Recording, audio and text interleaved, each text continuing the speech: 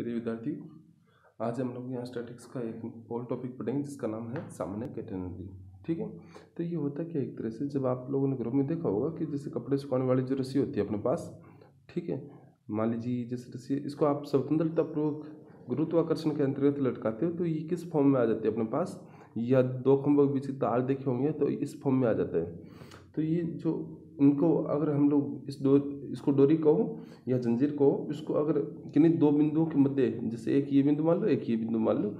ठीक है, जैसे इसको ए कर दो, इसको बी कर दो, इनके मध्य अगर आप लोग स्वतंत्रतापूर्वक लटकाते हो तो ये जो कर्व बनता है ये क्या कहलाता है अपने पास, कैटेनरी कहलाता है। ठीक है बच्चों,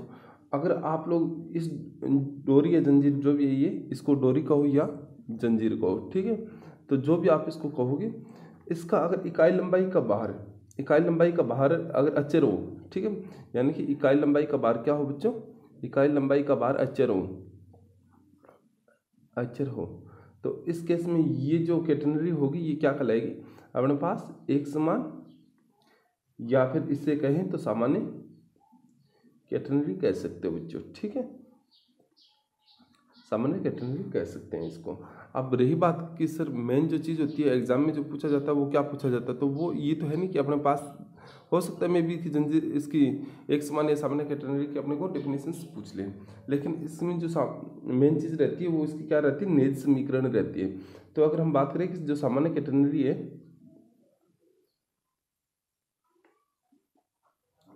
सामान्य कैटेनरी की नेज समीकरण अगर देखें तो क्या आएगी वो देखते हैं, नेज समीकरण। ठीक है बच्चों, अगर आप लोग ये देखते हो कि अगर हम लोग जैसे ये कोई दो स्थिर बिंदु है ए और बी, ठीक है, ए इसको कह दो, बी इसको कह दो, इनके मध्य आपने क्या लटका दी, जंजीर या डोरी लटकाई हुई है आपकी इस तरह से। ठीक है बच्चों, तो इसका मान लीजिए जैसे अपने पास अगर इनको एक्सिस के मध्य लें तो अपने पास जैसे मान लीजिए ये तो अपने वाई एक्सिस आ गई और ये अपने मान लीजिए कौन सी है, एक्स एक्सिस है। ठीक है, ये एक्स एक्सिस है, ये कौन सी है, वाई एक्सिस है। यहाँ पर मान लीजिए जैसे निम्नतम बिंदु को हम हमेशा सी कहेंगे, इसको डी कहेंगे, और ये इसकी जो ऊंचाई है इसको क्या लेंगे, स्मॉल सी लेंगे। ठीक है बच्चों,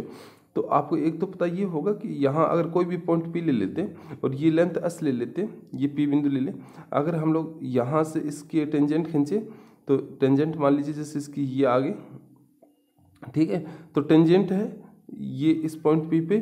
तो अब एक चीज़ देखिए, एक तो ये निम्नतम बिंदु पे इस पे एक फोर्स काम करेगा। अब बात करते हैं इसमें जो तनाव होते हैं वो, ठीक है, तो तनाव यहाँ पर कौन सा रहेगा, टी नोट मान लेंगे, किसी बिंदु पे निम्नतम बिंदु पे जो तनाव है वो कौन सा, टी नोट है। एक अगर पी पॉइंट पे टेंजेंट लेते हैं तो इस डायरेक्शन में अपने पास टेंशन टी ले लेते हैं, जो एक्स एक्सिस के साथ मान लीजिए कितना एंगल बनाती है, सही एंगल बनाती है। ठीक है बच्चों, अब अगर यहाँ पर हम लोगों ने जैसे मान लिया कि इस डोरी या जंजीर का है, ठीक है, तो इकाई लंबाई का भार हम लोग लेके चलते हैं, इसका इकाई लंबाई का भार, इकाई लंबाई का भार मान लीजिए जैसे अपने पास कितना बच्चों, डब्ल्यू है। ठीक है, तो इस एस लंबाई का भार क्या आ जाएगा, यानी कि सीपी का भार, सीपी का भार अपने पास कितना आ जाएगा बच्चों इस केस में, डब्ल्यू इकाई लंबाई का भार है, दूरी कितनी है, एस है। ठीक है, तो डब्ल्यू एस, तो डब्ल्यू एस वेट है वो मान लीजिए यहाँ पर है, तो डब्ल्यू एस कहाँ काम करेगा, फोर्स ये नीचे काम करेगा। ठीक है बच्चों, तो ये चीज़ आ गया। अब जैसे आप लोग इसको देखते हो टी वाले को, इस पॉइंट को नाम दे दो चाहे कुछ दे दो, तो यहाँ पर देखिएगा अपने पास इस तरह से आ रहा है कुछ, ये एंगल कितना सही है। ठीक है, ये क्या अपना टी है। ठीक है, तो इसके दो घटक होंगे, अगर आप लोग कंपोनेंट तोड़ते हो तो आपको पता है कि इस डायरेक्शन में, और एक क्या रहेगा, एक तो हॉरिजॉन्टल रहेगा, एक क्या रहेगा, वर्टिकल रहेगा। ठीक है, तो एक्स, ये एक्स एक्सिस है, ये कौन सा है, वाई एक्सिस है, तो एक्स एक्सिस की दिशा में जो रहेगा वो क्या रहेगा, टी कोस साई, और इसकी डायरेक्शन में जो रहेगा वो क्या रहेगा, टी साइन साई रहेगा। ये चीज़ ध्यान में रखना बच्चों। तो अब यहाँ से देखिए, अब टी कोस साई वो कौन सा अपने पास, ओरिजेंटल है, ओरिजेंटल में कौन सा फोर्स अपने पास कार्य रहता है, टी नोट। तो मतलब यहाँ टी जो कोस साई है वो किसके बराबर रहेगा, टी नोट, क्योंकि अपने को यहाँ दिया हुआ है कि ये जो अपने पास ओरिजेंटल है वो कितना है अपने पास, टेंशन टी नोट है, और यहाँ पर क्या दे रखा है, टी कोस साई दे रखा है, और इसका जो वर्टिकल है वो क्या है, टी साइन साई है बच्चों। और जबकि अपना कौन सा दे रखा है अपने पास, यहाँ जो अपने पास वर्टिकल है वो कौन सा है, डब्ल्यू एस। तो ये चीज़ आ गई कि नहीं आ गई, तो ये चीज़ आप लोग ध्यान में रखोगे बच्चों कि अपने पास ये चीज़ ये है। ठीक है, अब देखिएगा अपने पास ये दो चीज़ आ गई ना, इसको इक्वेशन नंबर 1 कह दें, इसको क्या कह दें, 2 कह दें। ठीक है, तो अब देखिएगा 2 में अगर 1 का भाग दे दें तो टी साइन साई बराबर डब्ल्यू एस, ये 2 नंबर है, इस भाग किसका देना है, 1 का, तो 1 का भाग देंगे तो टी कोस साई, और यहाँ क्या टी नोट है। तो टी से टी कैंसिल, साइन साई बटे कोस साई कितना आ गया अपने पास, यहाँ से टेन साई कितना आ गया बच्चों, टेन साई बराबर कितना आ गया, डब्ल्यू एस बटे क्या आ गया, टी नोट। ठीक है, अब मान लीजिए यदि सी लंबाई का बार,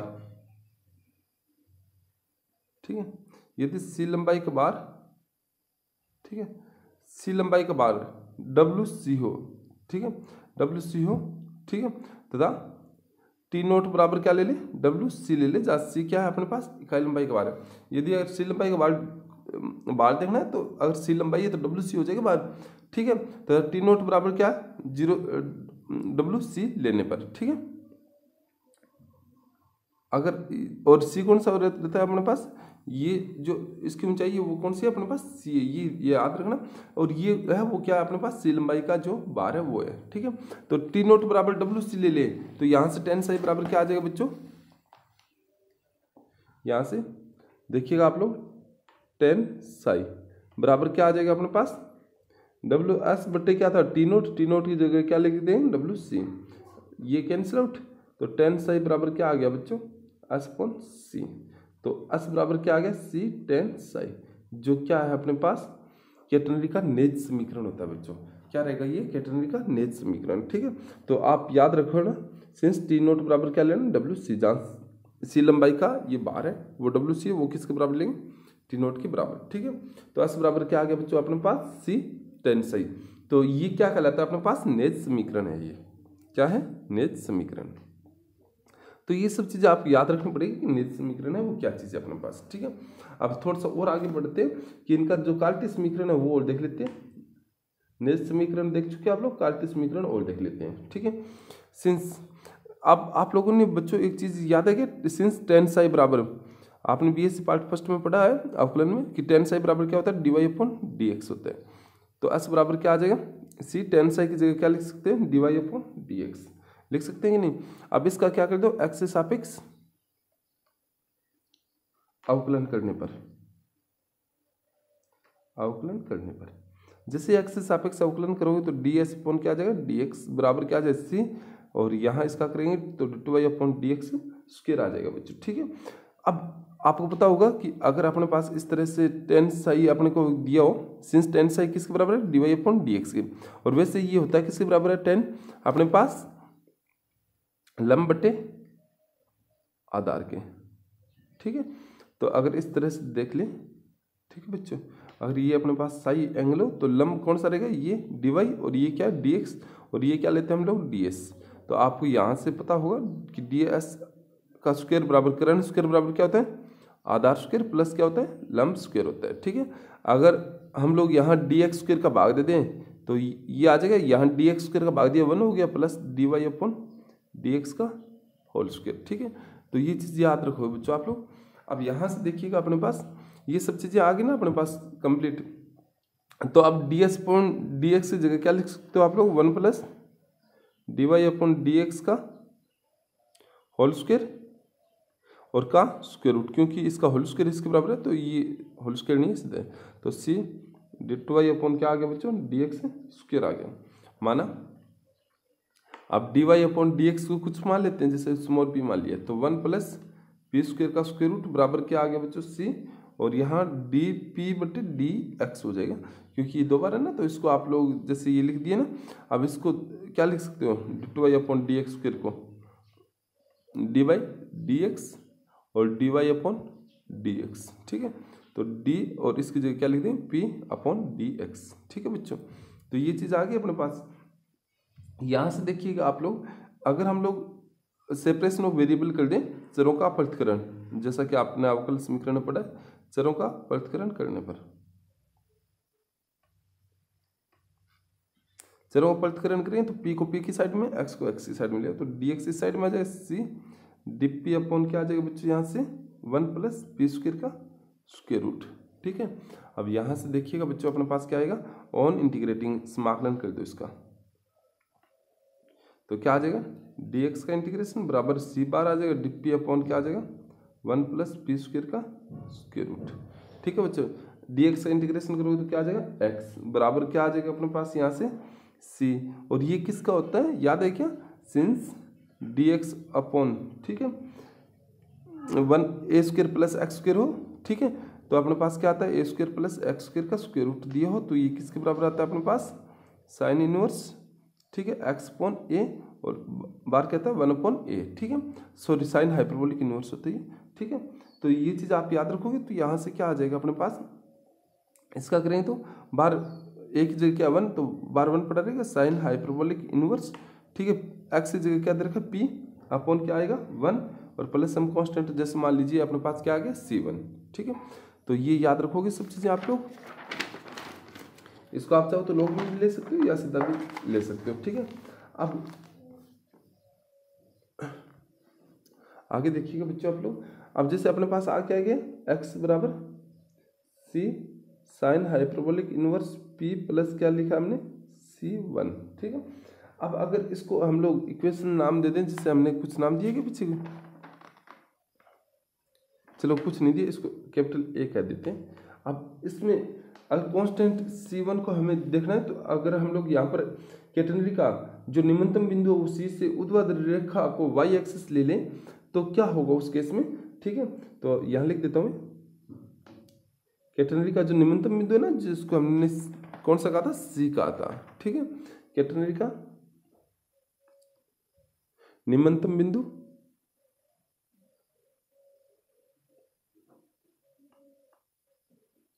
C से ऊर्ध्वाधर रेखा में ऊर्ध्वाधर रेखा को y एक्सिस लेने पर, तो इस केस में क्या आ जाएगा बच्चों अपने पास देखिएगा x क्या रहेगा 0, क्योंकि हम y एक्सिस में ले रहे हैं तो x इस केस में क्या आ जाएगा 0 हो जाएगा, ठीक है। और y एक्सिस में ले रहे हैं तो एज ए कांस्टेंट रहेगा तो इस केस में क्या आएगा dy अपॉन dx क्या हो जाएगा उस केस में 0 हो जाएगा, ठीक है। जैसे हमने ये चीज़ कहा तो अब इसमें देखिएगा बच्चों अपने पास x बराबर ये चीज़ था, देन a बिकम्स, ठीक है, x क्या हो गया इस केस में 0 बराबर c साइन हाइपरबोलिक इनवर्स, ठीक है। ये p क्या dy अपॉन dx है, p किसके बराबर है, सिंस p किसके बराबर होता है dy अपॉन dx के, तो ये 0 हो गया प्लस c1, ठीक है। अब ये यहाँ से साइन हाइपरबोलिक इनवर्स 0 0 होता है तो ये क्या आ गया 0 प्लस c1, यानी कि c1 क्या हो गया बच्चों इस केस में 0। सो x का मान क्या आ गया c sine hyperbolic inverse p हो जाएगा, ठीक है। तो इसको क्या लिख सकते हो x अपॉन c बराबर साइन हाइपरबोलिक इनवर्स p को लिख दो dy अपॉन dx, ये साइड में आएगा तो sine hyperbolic x upon c बराबर क्या आ गया dy अपॉन dx। अब वापस क्या करोगे, वापस चरों का पृथक्करण करने पर क्या आ जाएगा बच्चों dy बराबर sine hyperbolic x upon c into क्या आ जाएगा dx। अब क्या करोगे समाकलन करने पर तो क्या आ जाएगा y बराबर साइन हाइपरबोलिक का क्या आ जाएगा cos hyperbolic x upon c, ठीक है, अरे x अपॉन c का क्या आ जाएगा अपने पास 1 अपॉन c हो जाएगा और प्लस मान लीजिए कांस्टेंट क्या आ गया ये, तो y बराबर क्या आ गया c ऊपर चला जाएगा cos hyperbolic x upon c plus क्या आ जाएगा c2, ठीक है बच्चों। अब क्या लेंगे हम लोग यहाँ पर वापस अपने को क्या चाहिए c2 को ज्ञात करना है, तो वापस वही काम करेंगे कि कैटेनरी का निम्नतम बिंदु, ठीक है, C से कौन से जो ये पॉइंट है ना C, इससे बात करेंगे, इससे अपने पास अगर नीचे से गहराई अपने पास C है, ठीक है, C गहराई पर अगर मूल बिंदु O ले लें, ठीक है, तो उस केस में अपने पास क्या रहेगा वो देखते हैं, ठीक है। तो निम्नतम बिंदु C से, ठीक है, नीचे की ओर C गहराई पर बिंदु O को मूल बिंदु ले लें, मूल बिंदु, ठीक है, ले तो ठीक है क्या आ जाएगा बच्चों उस केस में अपने पास देखिएगा अगर आप लोग इस निम्नतम बिंदु को, ठीक है, निम्नतम बिंदु सी गहराई पर अगर उसको मूल बिंदु ले लें तो उस केस में अपने पास क्या आ जाएगा x, तो उस केस में क्या रहेगा 0 और y क्या रहेगा उस केस में c। थोड़े ये आगे लिख देते हैं, तो इस केस में देखिएगा बच्चों अपने पास क्या रह जाएगा y बराबर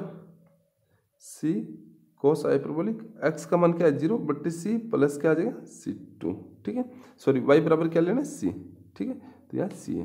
तो C बराबर C कोस हाइपरबोलिक 0 का मान क्या होता है अपने पास 1 होता है प्लस C2, तो यहाँ से C2 भी क्या आ गया अपने पास 0, ठीक है। सो y बराबर क्या आ जाएगा बच्चों इस केस में अपने पास,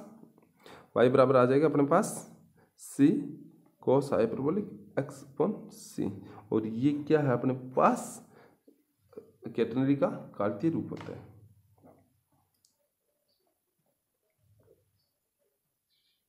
तो ये आपको ध्यान रखना है बच्चों कि अपने पास नियत समीकरण क्या होता है s बराबर C tan सही, और इसका कार्तीय रूप क्या होता है y बराबर अपने पास क्या है C cos hyperbolic x upon C। तो ये चीज़ आप याद रखोगे कि अपने पास इस फॉर्म में ये है, ठीक है। थैंक यू बच्चों।